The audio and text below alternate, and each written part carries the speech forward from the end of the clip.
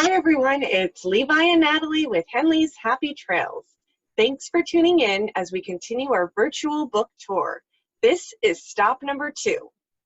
If you don't know already, Natalie and I just wrote and published our first book called Seasonal Work Camping for a Living, How We Did It. The book is all about our journey becoming full-time RVers and work campers. That's right. We talk about the various seasonal work camping jobs we've experienced and detail how prospective work campers can find and land their first and next jobs.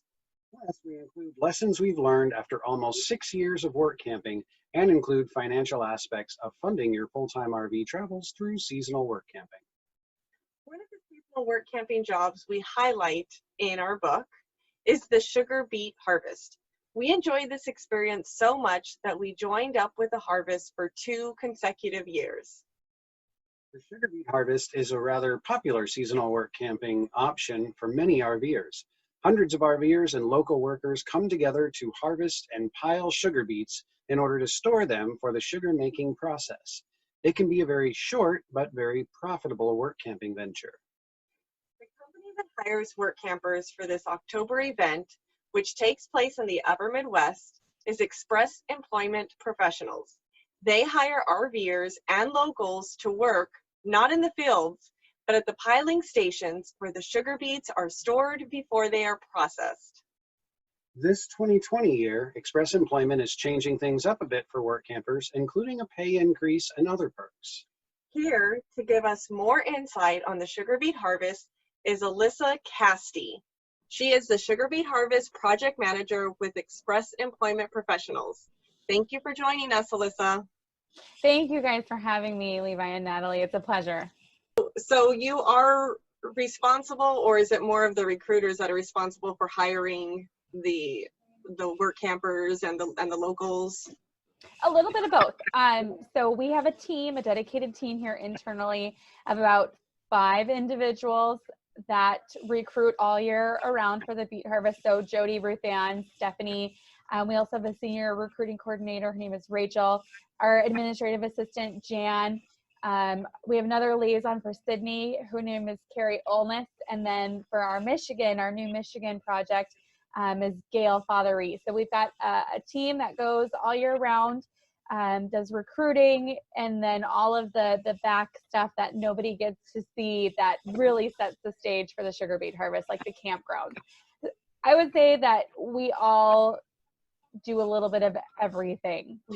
Now, obviously, Ruth Ann, Jody, Steph, Carrie, and Gail, they literally spend most of their days on the phone talking to the work campers, setting the right expectations for what the beet harvest is and what it all entails, and then reaching out to them every 30 to 45 days to maintain a regular contact with them and make sure that, they're still interested in coming to the beet harvest.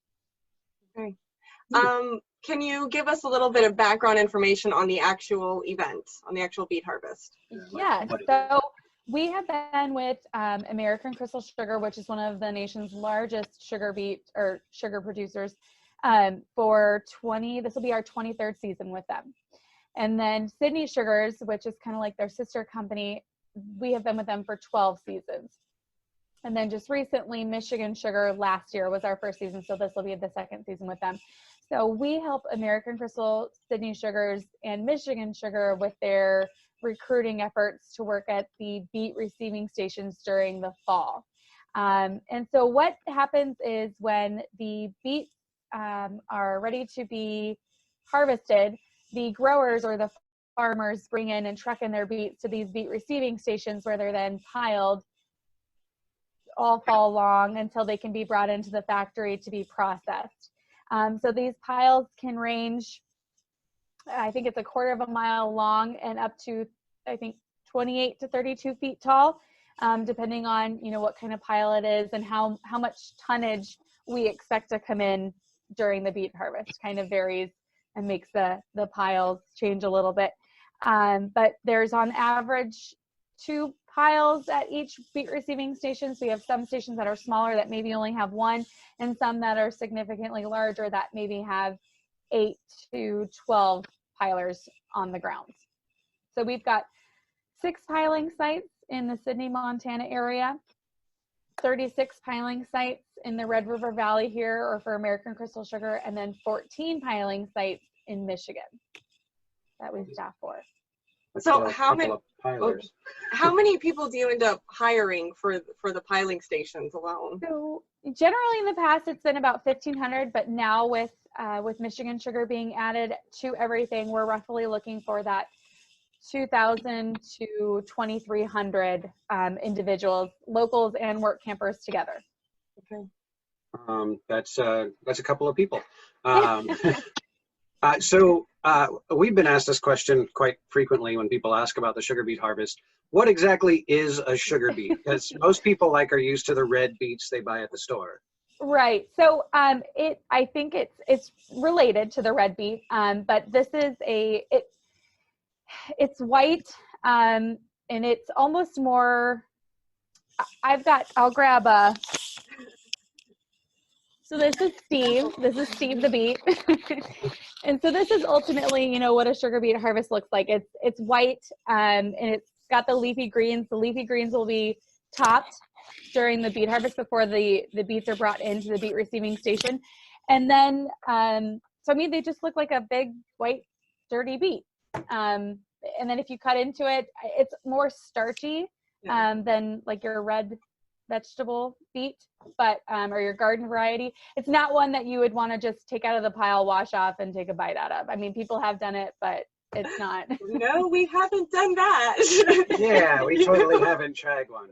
We do have people that make things out of the sugar beets, though, besides, processed, besides like, granulated sugar, brown sugar, or molasses. They make like little sugar beet pancakes. I've never had one, but I've seen it. Oh, okay, I would imagine that would kind of work out. Go ahead. I was just going to ask another thing that they asked. So when you said that the beets are topped and harvested, a lot of people, when they hear sugar beet harvest, they think they're going to be out in the field pulling sugar beets out of the ground. Correct. So the work is done at the beet receiving station. So once the beets are pulled out of the ground, again, the farmers will truck them to these beet receiving stations. And so out in the field, they take off the leafy greens, they pull them out of the ground, they load them in the trucks are brought to the beet receiving stations. And that's where our staff is at these beet receiving stations to weigh the trucks, direct the trucks to and from the piling machine, maintaining the area, making sure that the beets get in a pile. Yeah. We also do not hire for truck drivers. So if anybody's looking for a truck driver position, unfortunately, we do not hire those. At the piling station, one of the positions, the helper sample taker, I think I'm jumping the gun a little bit here, but they collect the beets to be taken off to labs to be tested for quality with each of the farmers. Are the lab positions still available too, or is it more for piling stations? Most of everything that we're hiring for right now is going to be for the piling stations. We do have the quality lab in Sydney, but the hours are, they're like 5-hour shifts, and we have very, very minimum positions for those. And then we also have our quality lab here in East Grand Forks, but again, those positions are very, very minimum as well. They recently went to a new process there in the lab. So there's not as much need for the hands-on counting of the beets and testing the quality of the sugar. Okay. And then speaking about the receiving stations, what positions are available? Ultimately, the only position that Express Employment will guarantee to you is going to be that helper sample taker position. So the general labor, ground crew, you're down on the ground collecting beets, shoveling samples. You do have to be able to lift a minimum of 25 pounds and be on your feet for your 12-hour shift. You are outside, and in most cases, if you've been to North Dakota, the weather isn't always great, but it generally ranges between lows in the 30s and 40s and the highs up into the 60s. We have seen warm days during that time, I promise. Yeah. If anybody's worked the last 2 years. But that's the only position that we guarantee that you are being hired for. Now, we have skilled positions such as skid steer operators, but you are required to have some sort of background with the skid steer. And you would have to audition for that part. It's not ultimately something that Express decides on. It is decided by American Crystal Sugar. Same with piler operators. That's another kind of skilled position. It's nice to have some heavy machinery background in regards to that. But again, American Crystal Sugar does select who's going to have those positions. And I guess let's go and jump into the hours, what days they're working. Yeah. So the sugar beet harvest, we generally start on October 1st. That's our target start date in most cases. And everything we do is weather dependent. So we have our work campers arrive the last week of September to get kind of set up and through training. And then again, tentatively harvest starts on October 1st. Harvest is about a 10 to 15 working day season. But we generally ask for a commitment through October 31st, just in case we experience any weather-related shutdowns. And once you're there, you'll get kind of designated to either a day shift or a night shift, as we do not guarantee shifts. And then the shifts are 12-hour shifts. So we've got 8 a.m. to 8 p.m. or 8 p.m. to 8 a.m. Now that is for American Crystal Sugar. For Sydney Sugars, the shifts vary a little bit. They're generally 7 to 7, but they're still 12-hour shifts. And then in Michigan, it's different as well. In Michigan, the harvest actually starts a little bit later. Generally starts between October 21st and 25th, again, depending on weather. And that one is, they're 9-hour shifts with the potential to run 12-hour shifts. So those are kind of staggered depending on if they're 9 hours or 12 hours. Okay. And we heard that there are some changes as far as perks or payment this year than previous years. Yes, and so again, it's different by each region currently. For Sydney, Montana, we currently do not have the pay rate confirmed yet. We're working on that currently. But just kind of based off of last year's, their pay rate was $15.29 an hour at regular time. Now, the first 8 hours of each day are regular time. The last 4 of each day are time and a half. All day Saturday is time and a half. And all day Sunday is time and a half, as long as you don't miss your Monday through Friday shift. So that's for anybody interested in the Sydney, Montana area. For the Red River Valley area or American Crystal Sugar, the pay rate this year is $16.45 an hour, and that is for everybody at the helper sample taker position, so the beginning position. In previous years, we've had a new hire rate, so somebody who's never worked the sugar beet harvest before, or maybe missed a few years, or a rehire rate where somebody worked consecutively from last year to this year. We're setting we're working with an industry standard here. And so we're taking away the new hire, rehire, and it'll be one pay rate for that position. And that'll be $16.45 an hour. Again, the first 8 hours of each day are regular time. The last 4 of each day are time and a half. And in the Valley, all day Saturday is time and a half. All day Sunday is double time. Again, as long as you don't miss your Monday through Friday shift. And we can say from experience that, especially if you end up, if weather permits and you end up getting a lot of weekends, that can add up pretty quick. Yes. Yeah. Yep. And in Michigan, again, a little bit different. We were working on pay rates as well for this year, but based on last year, it was $15 an hour, and anything over 40 is time and a half. Just a little bit different. Absolutely. That was awesome. You're giving us so much information on each and every single region. So thank you for that. You touched up a little bit on some of the conditions that the workers will experience while outside. Some of the things, well, one of the main things is the weather, because the weather can change. And we wanted to kind of chat with you a little bit about things that we did, maybe some suggestions that you might have as well, just because it's important for work campers that are coming to this event for the first time. It's important for them to know what they're signing up for, and to be prepared from day one.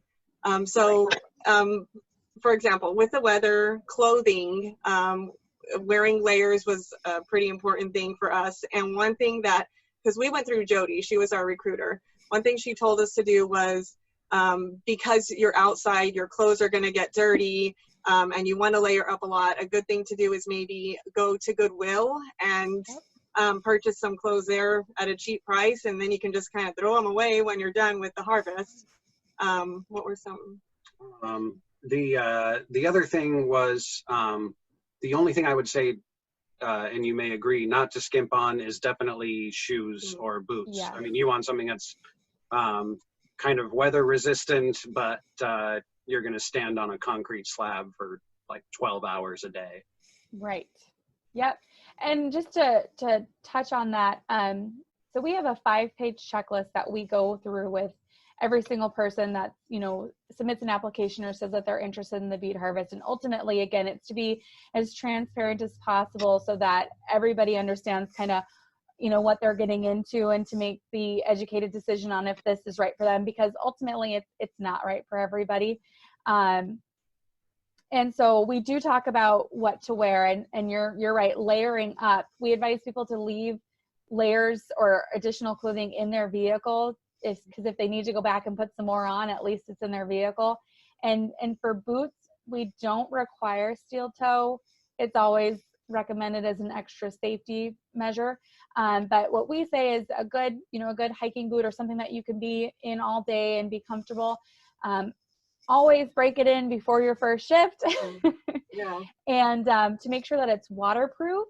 And then for additional support, you could always get a boot that laces up above the ankles, just for additional ankle support. Right. The soil there is very unique. Yeah. So it's very common for you to get a layer of soil on the bottom of your boot. A lot of us ended up scraping it off like every couple of hours because it just piles up. So you're like, what, 3 inches taller? Yes, that is something, you know, it definitely, once it gets wet, it kind of gets sticky and it starts to, you know, stick to clothes. And so one thing we also learned from last year was that people would get a single outer layer, whether that be like a jacket or a sweater, that they'd put on every single day. And at the end of the day, they would just peel it off and put it in like a Rubbermaid container, so that they didn't have to worry about tracking it, you know, in their vehicle or into their RV, and then could just take it out the next day, put it back on, and continue.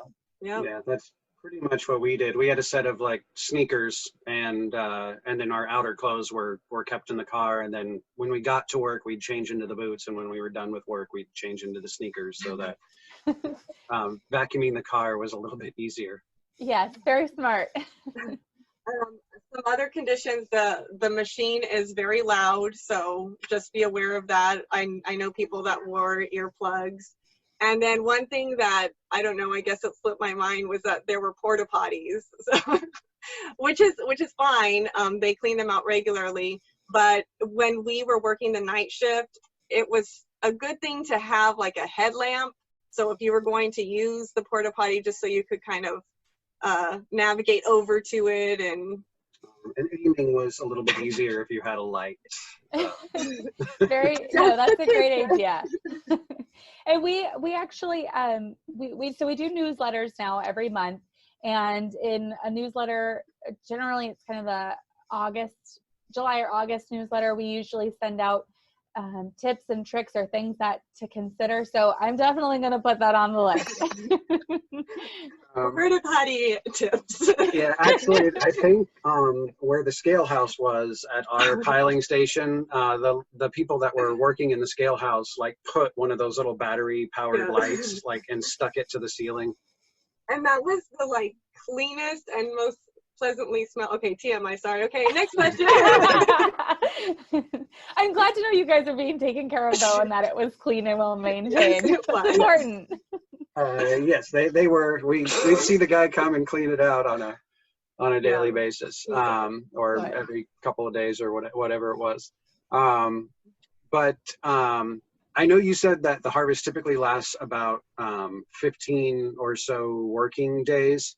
How long on average? I know that it could last longer or so, with days that the weather's too hot or too cold or it's too rainy or what have you. How long does it typically last on average? So again, everything is based on weather, not only during the harvest, but leading up to the harvest, because obviously it takes, weather to grow the sugar beets, sunshine. So again, weather leading up to it in regards to what type of crop we're going to have, and then weather during the harvest in regards to what days we're going to be, able to work. If it gets too hot, we have to shut down, and not the temperature outside ultimately, but the beet root itself. I believe if it gets above the root temperature of the physical beet gets above 60 degrees, we can't pull those beets out of the ground, because what they can do is they can spoil in the pile and then spoil the rest of the beets in the pile. So we don't pull beets if it's too hot. We also don't pull sugar beets if it's too cold. If the root temperature gets to 32 degrees or below and the beet starts to freeze in the ground, we generally don't pull those beets out either, because again, it can get into the pile and it can rot areas of the pile itself. So the temperature, that's why we do it, in that October timeframe, because it's generally mild temperatures, great for starting beet storage. And then obviously we move into November, December, where North Dakota, Minnesota turns into a freezer, and all is good. So we generally say October 1st start date. Now, on an average harvest, it generally takes about 600,000 truckloads to get all the sugar beet harvest, or the sugar beets from the fields into the beet receiving stations for American Crystal Sugar. Now, obviously, tonnage is different between Sydney and Michigan, so I'm kind of just using American Crystal Sugar here as an example. But in an average harvest, to get all those 600,000 truckloads in, it's 10 to 15 working days. Now, ultimately, I've been here for 7 years, and I've seen harvests that literally have gone straight through. We ran 14 days, all the beets got into the pile, we were done. And then that was it. We were done by middle of October. I have also seen the last 2 years where harvest has been delayed due to weather. We've seen some of, the coldest temperatures in October, and the wettest, the most precipitation in a very long time in 2018 and 2019. So we were delayed, and harvest was ultimately called off on November 9th. Now we've had harvests also. I know back in 2012, there was a one district, I believe, that went until Thanksgiving, or almost to Thanksgiving. So the weather wasn't bad. It was a little wet, and it was kind of a, come and go. So ultimately, there is no average except for 10 to 15 working days. But that's why we ask for that month commitment through October 31st, is because, it generally gives us time to get back into the fields and hopefully get most of the beets piled by that time frame. Now, we understand that work campers got to take off, whether it be to their next gig, or because the temperatures do drop to the point where, there's concerns in regards to freezing pipes. So that's ultimately why that October 31st is designated, because at that point, the temperatures continue to potentially drop and get colder for our work campers. Okay. Now, again, you kind of walked us through a little bit of the application process, but can you take us through what it looks like from going from the application process to scheduling the campsite, the intermittent dialogue that the work camper and the recruiters have before they actually arrive? Yeah. And then one more thing. I'm like, make sure you're taking notes, because I need all of this in the exact same form. And then, okay, and just kind of mention about, sorry, we're gonna have to cut this out. Well, my whole thing was trying to get like how soon they can show up to the campground, and Sure. then how late can they, okay, all right, and action. Ultimately, what happens is if somebody's interested in the beet harvest, we advise them to head over to our website and submit an online application. They can go to www.sugarbeetharvest.com or www.theunbeatableexperience.com. And if they're interested in Michigan, they should head over to michiganbeetharvest.com.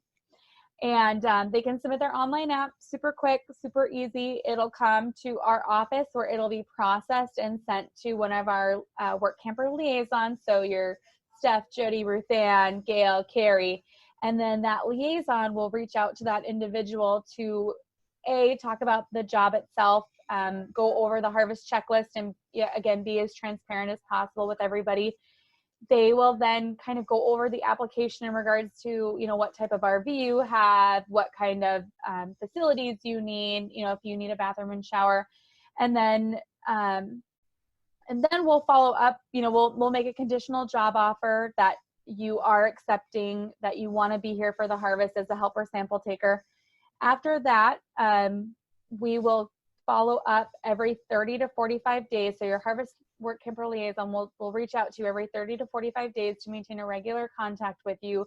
Make sure you don't have any questions, answer any questions you do have, and then also send over the monthly newsletter.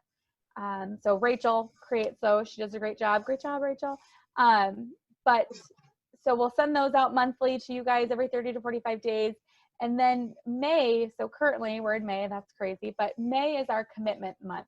And that's when we ask all the work campers that we've already talked to that have decided that they want to do this and have accepted our conditional job offer to confirm that they are going to be here with us during the fall.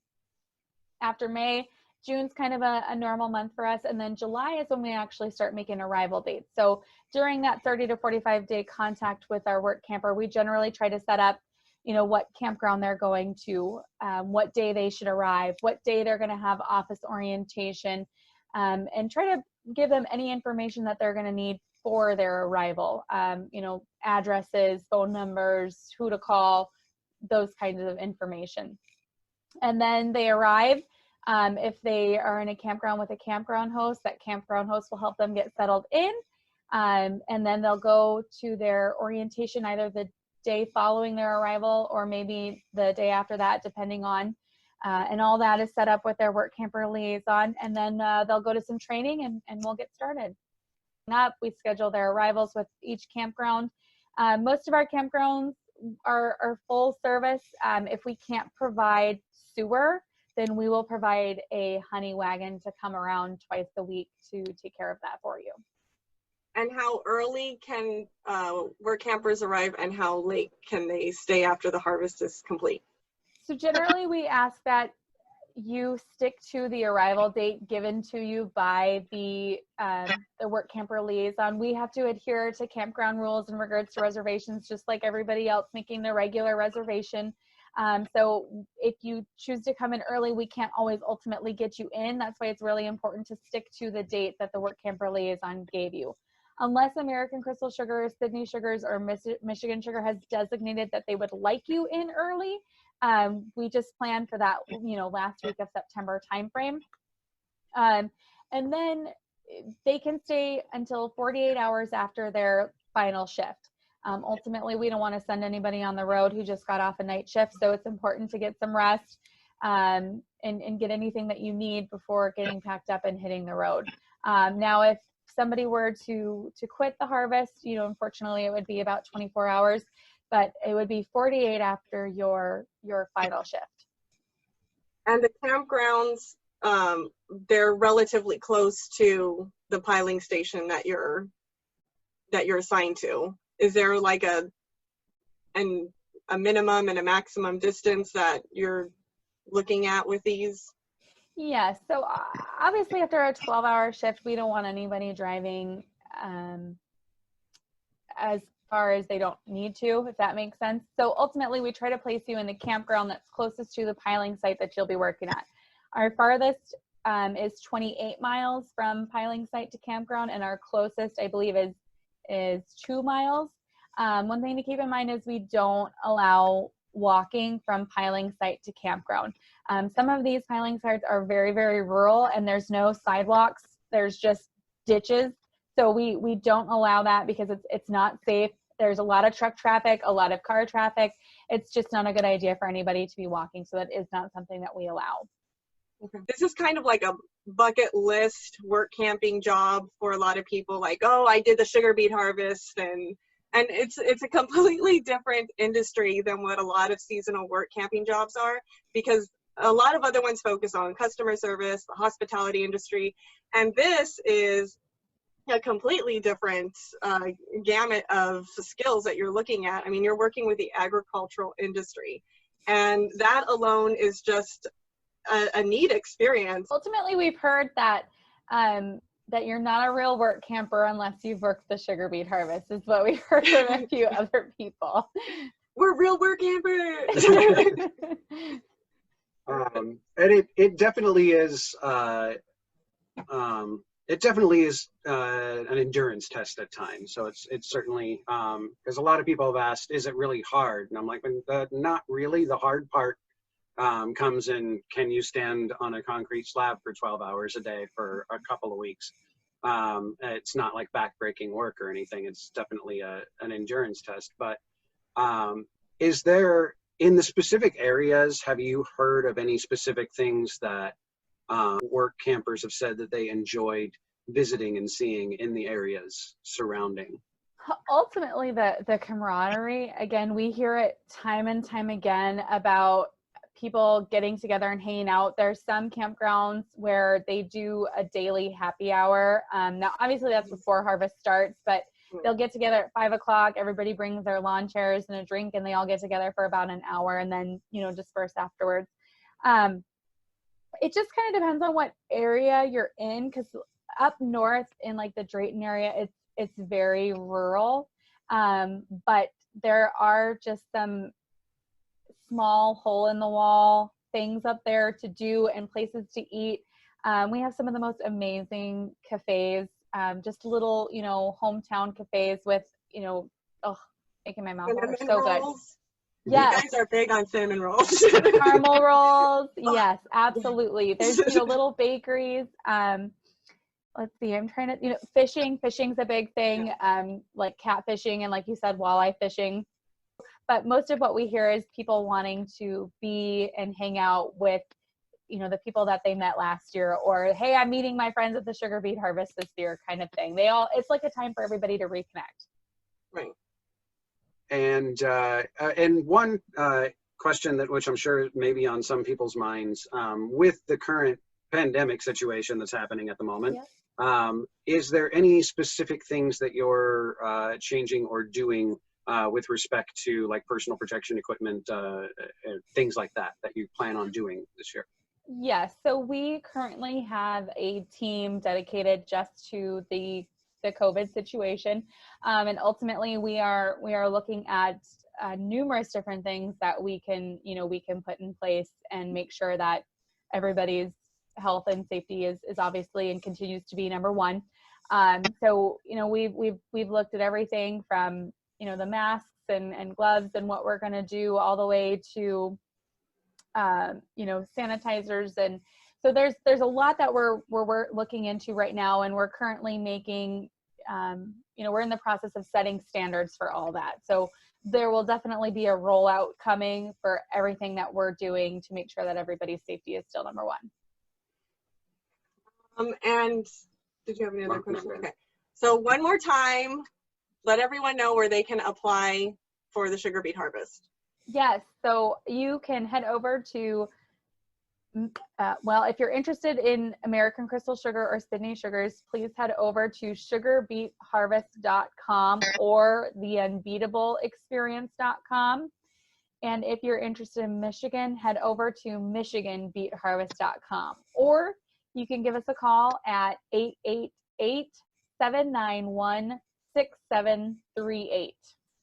And is there, and we're going to put a link in the description below the video for those. And is there anything that we didn't ask or that you needed to cover? Can I ask you guys a few questions?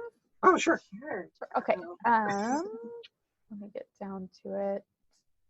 Okay. How many seasons did you guys work the beet harvest? Two seasons. And you guys did like a day in the life of, correct? You guys did like a 25 videos, day in the life of sugar beets? Yeah, we basically we did some sort of video every day, whether it was talking about before we got to work or after the day was done, and kind of describe how we were feeling and what it was like to work 12 hours a day for like 16 days in a row. Yeah, that was the second season. The first season we wrote like just a general article of our experience because we were both helper sample takers. And then the next season I worked in the scale house and Levi was a skid steer operator. So, and his father worked at the piling station with us as well as a helper sample taker. So we were thinking, well, let's let everyone know about each position and what it really is like when you're there from a work camper's perspective. And did you guys work days or nights? The second year we worked days. The first year we were on night shifts. So we did both of those. Did you guys feel like it was hard to transition into a night shift job, being up for 12 hours? It wasn't too difficult to transition. It definitely, and we also worked night shift at Amazon one year. It definitely does. I feel that it was harder for me. I think that it depends on the person. There are some people that thrive in that environment. I noticed that you definitely need to, if you're working night shift, when you get home, don't plan on doing anything like for more than maybe 20 minutes, or like eat when you get home and then go to bed, or you will be extremely tired. Right. So the 2 seasons that you guys worked, were they like the average season length, or did you guys work a delayed season or a fast season? What were your seasons like? The first season ended up being about 18 days total, 18 or 19 days. So it was a little bit over 2 weeks. And then the second season was, I think, only like 16 days. Would you guys consider coming back? Oh, absolutely. Yes. Okay. What is the best piece of advice you can give someone who is going to be working the beet harvest their first year?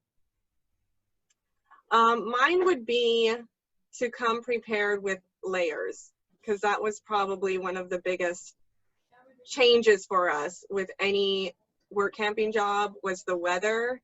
And actually, we learned how to dress for any cold environment because of the sugar beet harvest. Gooder. No.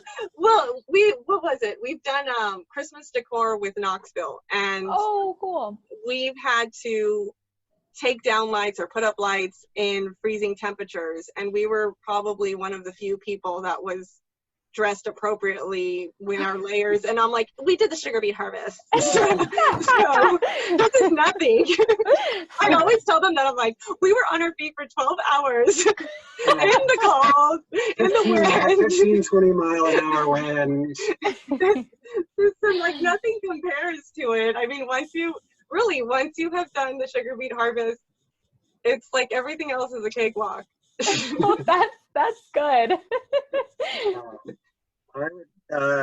I would have to say, I would have to repeat that, and I would also say don't bring any clothes on the thing that you are particularly attached to, because they're going to get dirty and or muddy, and I would second the idea of make sure you have a second set of like outer work clothes than your regular clothes, or that mud is going to be in your RV for the next like 5 years. Yes, and leave your clothes outside. Yeah. There's one more thing that we didn't touch up on, and probably there's a lot of RVers that travel with their pets. Yeah. So when we did the beet harvest, our little doggy was around during that time, but for us, and every campsite I'm sure is different, especially those that may have a host and those that don't, but our camp host offered to walk the dogs or whatever if you were at work, or maybe you can arrange with another work camper that has the opposite shift if they want to take your dog out and you can take theirs out. Some people, I mean, we didn't try any of those options. Our dog was very skittish, so we just let her stay in the RV with the pee pads or whatever. But we noticed that some people would take their pets with them to work and leave them in the car, and it's important to know you cannot do that. Yes, please. We say do not take your pet to the piling site because they're not allowed to be let out. There's really no safe place for them to go out and run around. So please don't take your pets to the piling site with you. But that, you're spot on with that, is we advise everybody to network in the campground, whether it be with their campground host, which dog walking is not a part of their responsibility as the host, but they have the ability, you know, the discretion is theirs, and if they'd like to walk dogs or not. But a lot of people in the campground that most people will be residing in are there for the sugar beet harvest. And so we advise people to network with other individuals who have pets.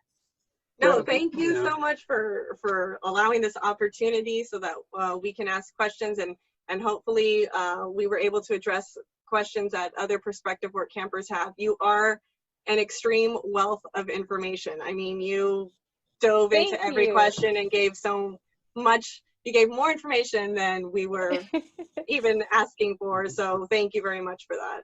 Yeah. Again, the joke is that we don't want to sugarcoat it, and that we're trying to be crystal clear. So please, always ask the question. We're full of puns over here. So it's been great. Thank you guys so much. Okay. Thank you very, very much. Thank you.